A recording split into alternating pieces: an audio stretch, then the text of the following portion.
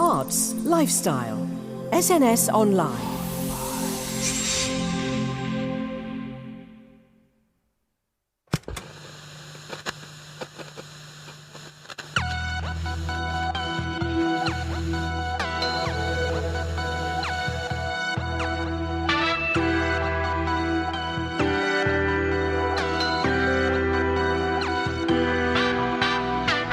Hello and welcome to SNS Online. Today's guest should be familiar to a good many of you who subscribe to this podcast, as he makes his third visit to the show, complete with a shiny new third album.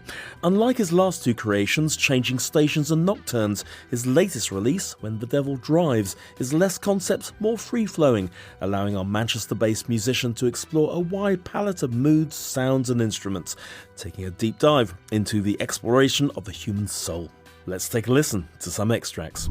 I don't really even know where to begin, or even really what to do.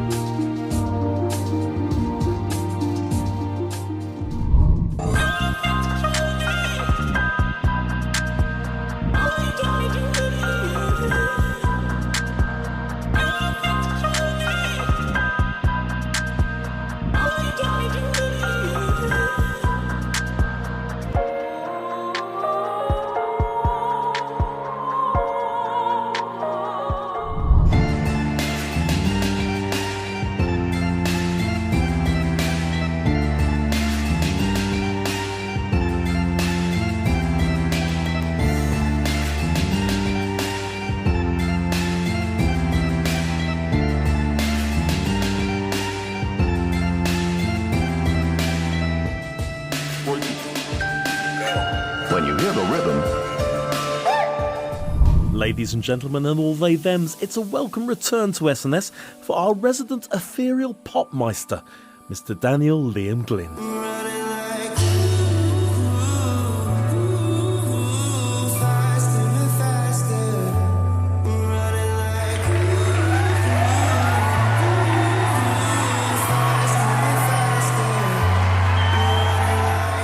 So Daniel Liam Glyn, it's lovely to have you back, but your third time, I think, on SNS Online. It is, third time lucky. Third time lucky. Well, I think you've been lucky so far. Love all your music, but When the Devil Drives, there's a bit of a different, I would say less of an angle than before, because you had a particular theme to your first and second albums, but this is more free-flowing, shall we say.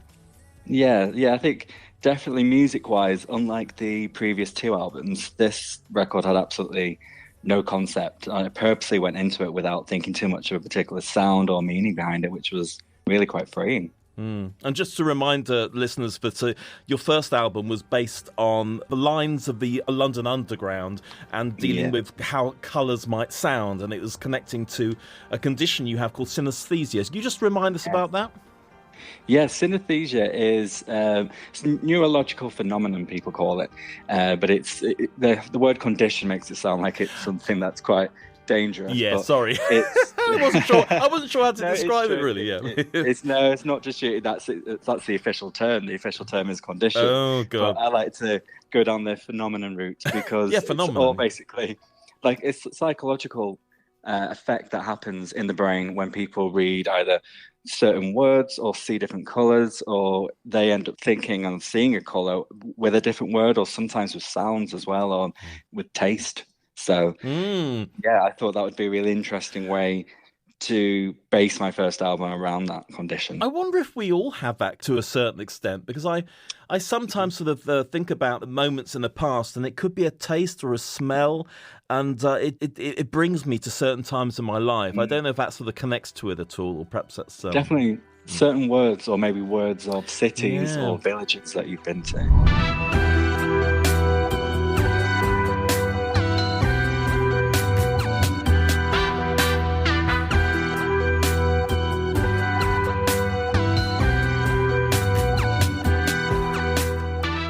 When the Devil Drives, your brand new album, I've written here, it feels like a dreamscape of various descriptions throughout. Now, how would you describe your music for this album? Probably exactly what you've just said, really. What I wanted to do with this album, which was a bit unlike the previous two, is go in and just find the sound as I'm making it. And it's been quite a long process, a couple of years, because I've just been so busy outside of it. But I was really inspired by lo-fi sounds, down-tempo, quite trip-hop bits of music, like the more Chiba sound, and have the kind of running theme of not just laziness, but hangovers, anxiety, a lot of regret in there, but with elements of relax and freedom and a bit of ambience as well.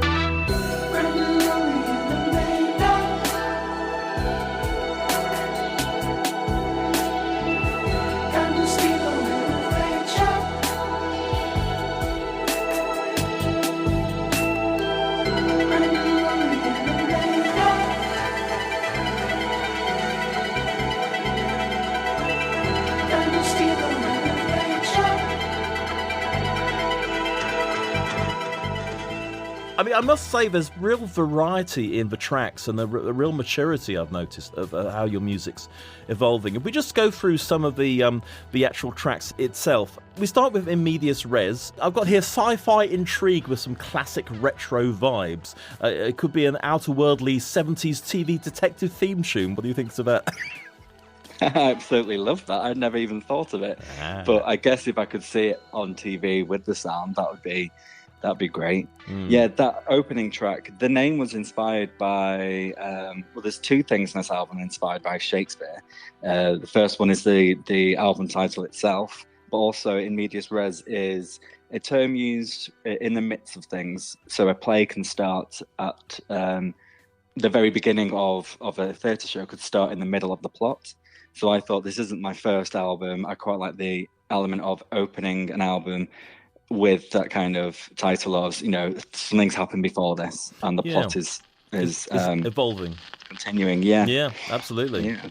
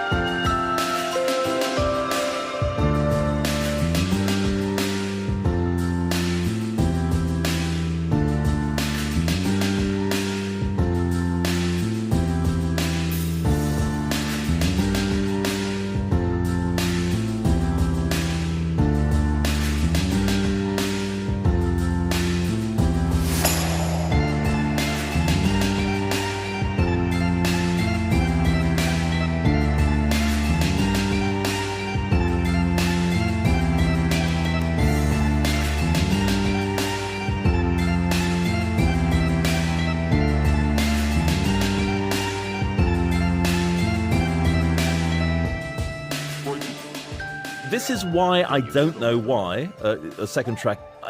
This made me feel like it was recorded in a stately home somewhere. I'm imagining like pianos being played in huge ballrooms. It's very Saltburn. I'm thinking a sort of build up to a grand masked ball where secrets are shared and skullduggery is afoot. That's what I've got here. This is great. This is my mind. I think all music should be open to interpretation, and this track is one of the few where there's no kind of meaning behind it, in a sense, hence the title. The original title was This Is Why I Can't Have Nice Things, which I always say to myself a lot because I lose things or you mess things up, and you just say to yourself, oh, this is why I can't have nice things. Yes. But there is a Taylor Swift song with a title that's very similar, and I didn't really want to be connected, and I just thought, this is why I don't know why. It sounds funny, a bit of an oxymoron, and I just thought it was perfectly fitting for a track that really didn't have any meaning behind it. It was just all about different elements, and it ties in quite nicely with the opening of the album. I'll have a word with Taylor. I've known her for years, and I'll just say, look, will you stop treading on Daniel's toes next time? Please, cease and desist letter. Oh, look what you made me do. Look what you made me do.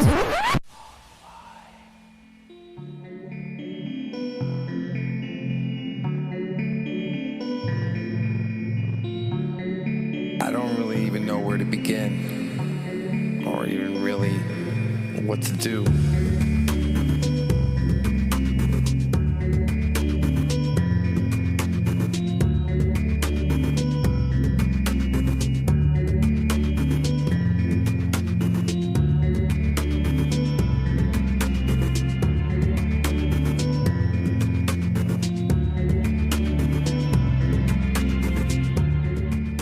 Next we have KTM, which is mystery and intrigue. Delicious synths I put here. Epic, ethereal, spiritual at the end. Fascinating.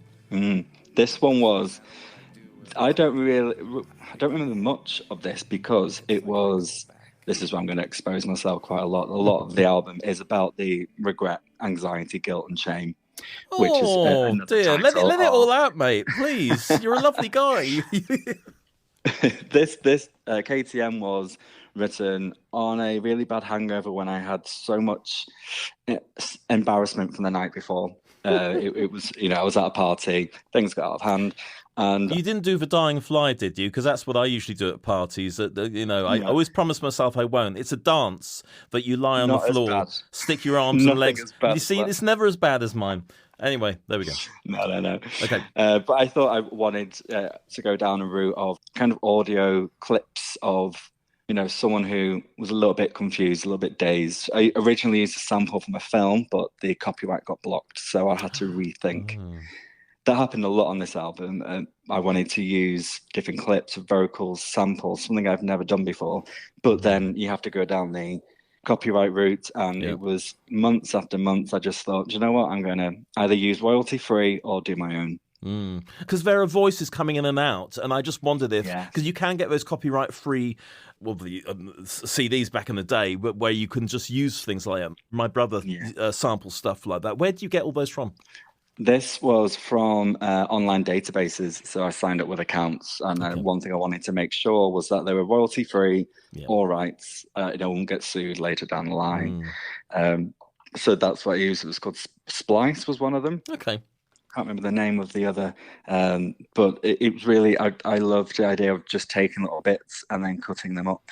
Some of them, some tracks they're quite nonsensical, or they're just one word repeated. Yeah. But I mean, do you ever consider getting actors in? Because I know in your first album, Changing Stations, you had various voices from members of the public and possibly the odd actor as well. The idea of that, I think, because I did that on the first album, it just for ease and relaxing, it's so good to just either, there was never a plan. I'd sometimes make the music and go, oh, I'm going to search for something here and play a few things, and then that would help me form and shape the rest of the track. So it was quite different in regards to Changing Stations, where the interview was there, it was done, and I had that to work with. With this one, it was good. Plus, it's less paperwork, it's less time, less booking actors. I think this one, I wouldn't call it a budget album because it's still really expensive to get an album out. But it was just great to kind of use what I could and turn, little bits of trash into treasure in a way. I love it.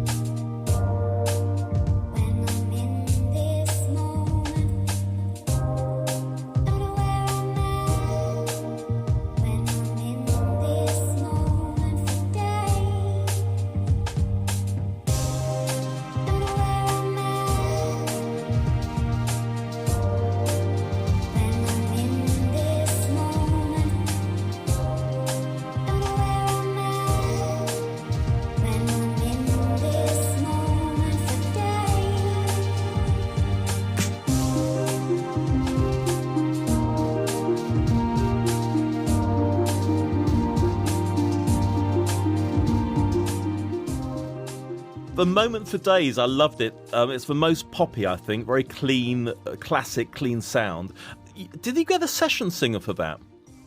I had my friend Sadie, my great friend who I met at university, and we've stayed in touch ever since. I approached her and said, the original plan that I was going to use for this album, copyright issues, I couldn't really go ahead with it. So I decided just to rewrite the lyrics, and I approached her and said, would you be interested? And she said for years, I would love to sing on a track of yours. Wow. Yeah, so she sent it over. She recorded at her house. She lives in Canada, so she's in Edmonton, Canada, across the world. Wow. Recorded it, sent it to me via WhatsApp, and then I mixed it in, did a few little tweaks, a few little changes, and the song was kind of created from there.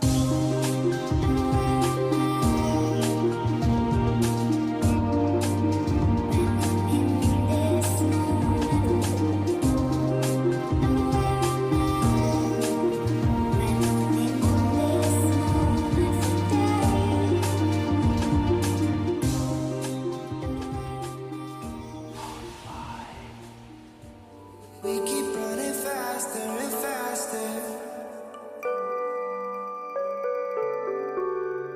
I'm thinking that they're after me. We keep running faster and faster. I'm thinking that they're after me.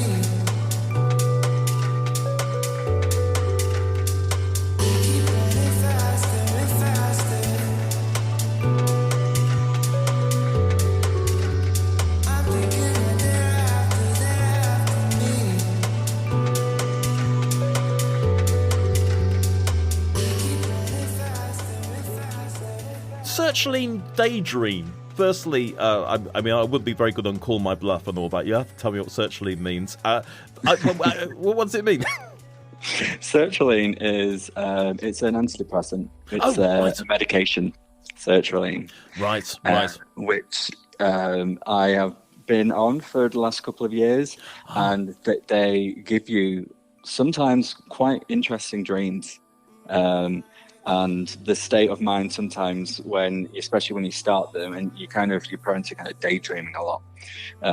So that track it's an up tempo. It's kind of fun at the same time, but the lyrics are quite dark in the sense of, feeling like someone's after you. It's the paranoia that you can feel sometimes, all very temporary. Yeah. I guess this album I've kind of put myself to a lot of exposure with mental health and the way I've been feeling the last few years, the ups and downs, and making it through that and turning it around and putting it into art, if you will. Yes. And this was one of the tracks that I thought, the name itself just sounds quite nice to say. There's a little bit of a rhyming factor. Searchline Daydream.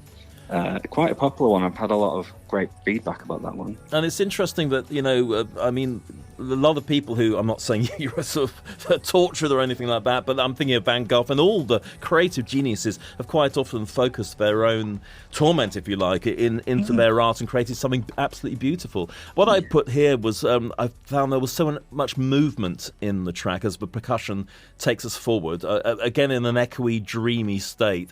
And I could imagine a more traditional pop mix of this in addition to the version on the album.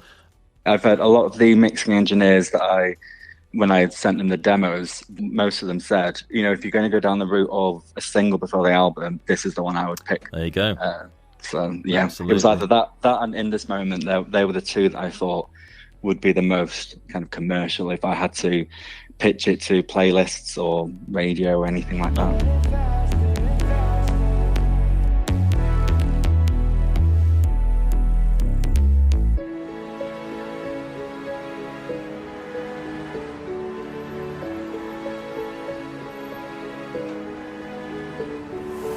Easy breathing in your dry up conversation.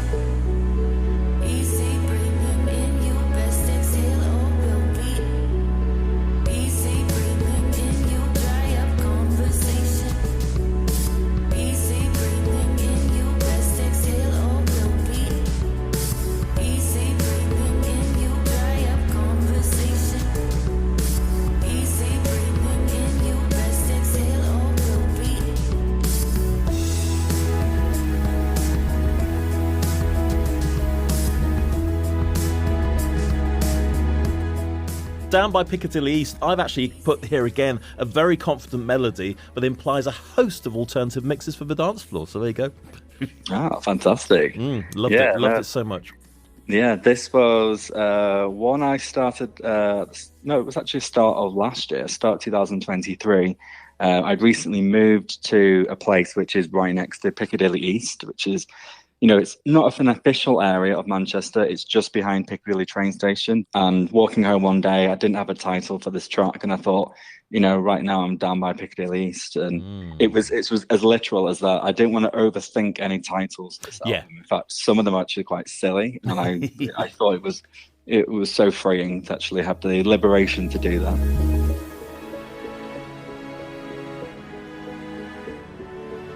Maybe it's not Mary. Maybe it's love.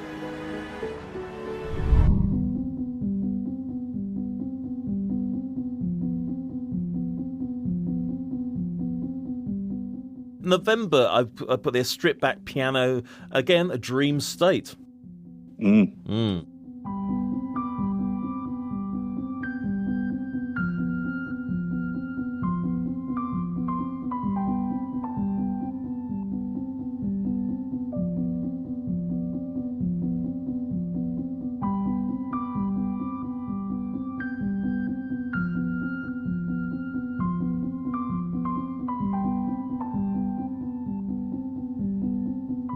November.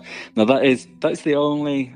It might be. Am I right saying it's the only track without percussion on, and it's just one instrument with a little bit of synth at the end. Yeah. Everyone kind of needs that one track that stands out a little bit. It is November, which is my worst month of the year, but it was a really sunny November when I composed it.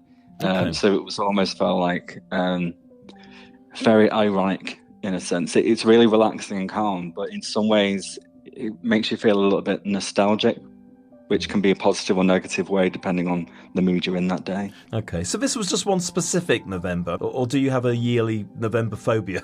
Novembers are always terrible. I mean, it's, November and January, they kind of fight, don't they? Yeah, but November, you've got Christmas to look forward to, haven't you? And That's true, Christmas telly and chocolate and everything. I think December 1st, that kicks in for me, Christmas. Okay, right. Yeah.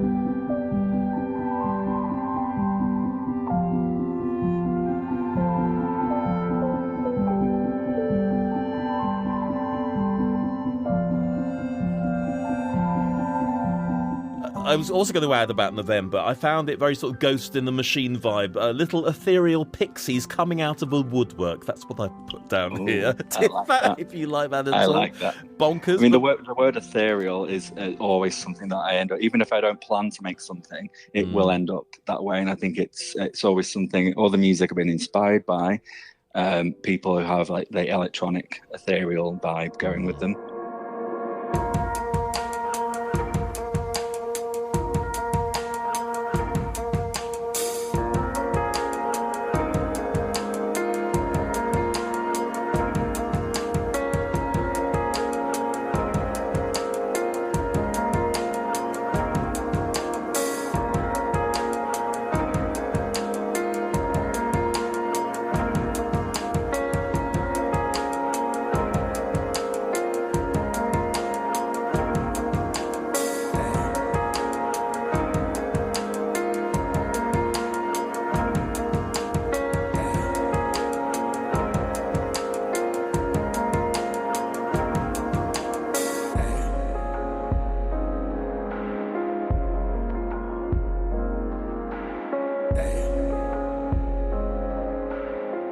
So, damn. Yes. Travel with sadness, I put. Beautiful, sad melodies. I love those sad notes, those sad soaring notes that you get in in film music and all the rest of it. Yeah, that was the very last piece I made for the album.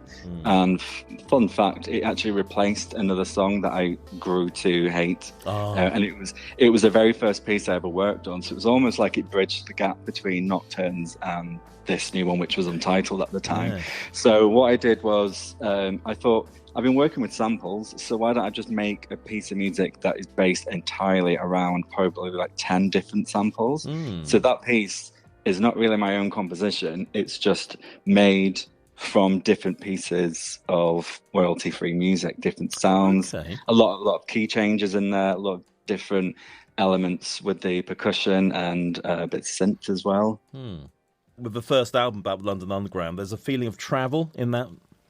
Yes, definitely. I think there's a lot of key changes, which I thought was quite fun to do. Sometimes a key change can really take you by surprise, or shift the music to a different atmosphere with, depending on the mood of the song, which is quite down tempo, very dreamy, like you said. I thought that was quite effective to use.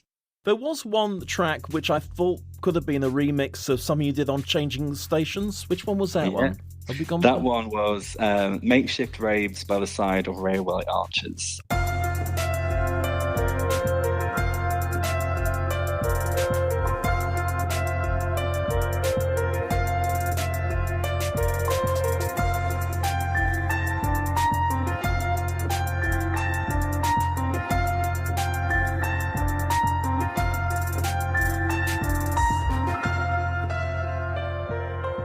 And that was one I couldn't think, but I thought, why don't I not just take a quote from that piece? What inspired me to do that was a few artists sometimes sample their own music. A, because it's cheaper, and B, sometimes they think, oh, wonder what that would have sounded like if it was a different beat or a different style. And I thought, what a great way to change an album track that if I'm honest, a few years later, I'm not the biggest fan of that track. And I thought, why don't I just turn that opinion around, sample myself and change it, but keep the voiceover in. Yes. A man called James, who I met about 10 years ago, who's talking about his trials and tribulations as a teenager living on the Hammersmith and City line. And it's quite, juxtaposition between nostalgia, relaxed, playful classical piano with the harsh bass and the quite almost like garage inspired drum beat. Ladbroke Grove, Portobello, Westbourne Grove, All States Road, Rough Trade Records, Portobello Music, guitar repairs, banjos, obscure albums, aesthetic stuff, one's discovering something for oneself. Have you had a little snifter on BBC introducing and all that carry on? I haven't. I feel. I mean, God, you're well up for that, I would have thought. I mean, I would love that. I'm not too sure whether it would be. Would it be a conflict of interest with me being? Oh no, surely not. I mean, I'm hoping not. I mean, I do get concerned sometimes when I think, well, my Instagram, that is Daniel Liam Glyn. The BBC, that is my legal name. There's two different people. But I mean, I'd love to look into it. That would be fantastic. I think you definitely should. Just to say, dear readers, both of you, but we both work for a certain media organisation and have specific roles in that. But at the same time, can't stop our creativity. We are not numbers. We are free men. God damn it. Absolutely.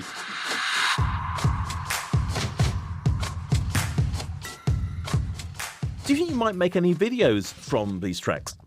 I would love to. That's gone through my head a lot, especially with tracks like November or In This Moment. I didn't know whether to go down a bit of a DIY job where I wanted to buy some cameras, with like Super 8 film.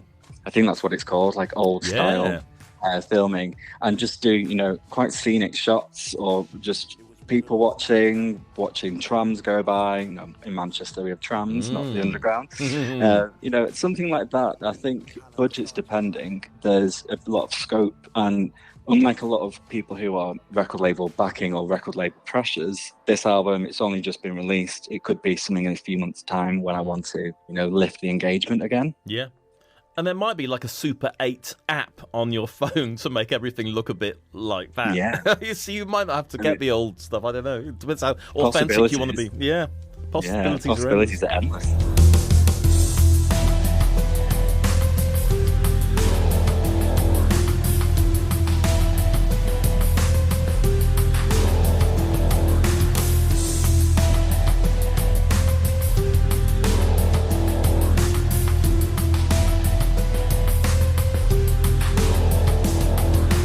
So Katie Tavini mastered your first album. I think your second. Has she done your third as well? Yes, she has. She has been on board with this. She's been incredibly supportive from the day one when I said, I'm going to start working on the third album years ago. And it was always in mind to master it. She's done a fantastic job. She's just going from incredible feat to another incredible feat. I think today she got nominated for the MPG Awards for Mastering Engineer of the Year. So Wow. fingers crossed for her. It's fun. Yeah, she's doing such an amazing job, and her career is really taking off. Let's do a quick plug for Katie while we're doing this. What's her website? Her website is katiedavini.com, and if you go on there, you can read all about her, see her recent projects as well, and all the relevant contact info on there. Awesome. And you have your own website, of course. I do, yes. That is danielliamglyn.com, and also Daniel Liam Glyn on Instagram.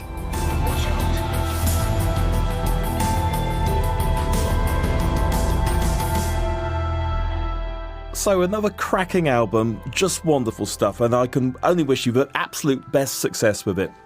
Thank you very much. Thank you for all your support as well, and lovely, kind words. Best of luck with it.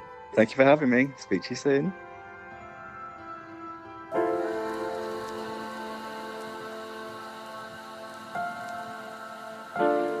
And our thanks again go to Daniel Liam Glyn.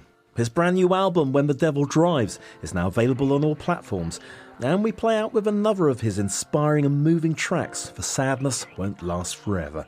Until next time, this is Nick Randall saying goodbye for now.